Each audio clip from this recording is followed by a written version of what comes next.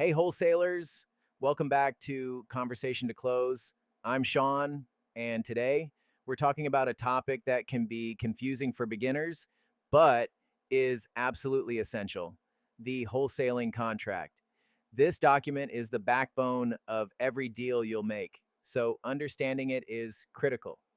In this episode, we'll cover key terms and clauses to include what assignable contracts are and how they work, and how to avoid legal pitfalls. Let's dive in. First, let's talk about the purpose of a wholesaling contract. Essentially, this is a legal agreement between you, the wholesaler, and the seller, stating that you have the right to purchase the property under certain terms. Once you have this agreement in place, you can assign it to a buyer for a fee. But for this to work smoothly, your contract needs to be airtight.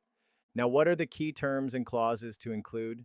Start with the basics: the purchase price, the property address, and the closing date. These details are non-negotiable because they define the core of the deal. Next, include a contingency clause.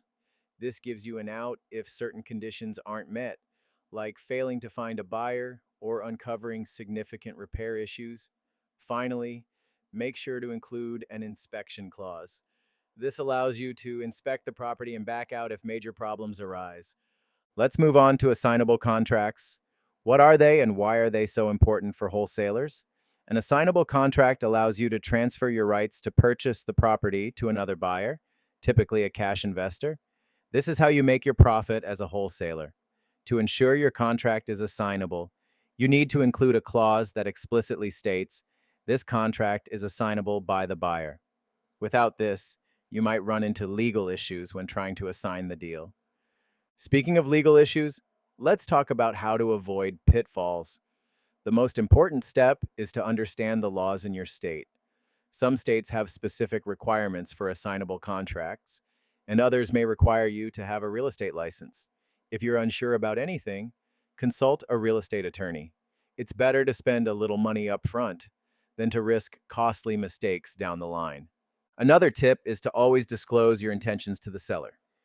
Be upfront about the fact that you may assign the contract to another buyer. Transparency builds trust and reduces the chances of misunderstandings or disputes. And that's it for today's episode. Understanding the wholesaling contract is a must for anyone looking to succeed in this business.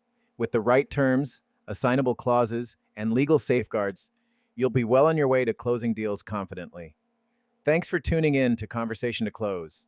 Don't forget to like, subscribe, and hit the notification bell so you never miss an episode. I'm Sean, and I'll see you next time, where we'll discuss finding cash buyers for your deals. Until then, keep learning and building your business. Take care.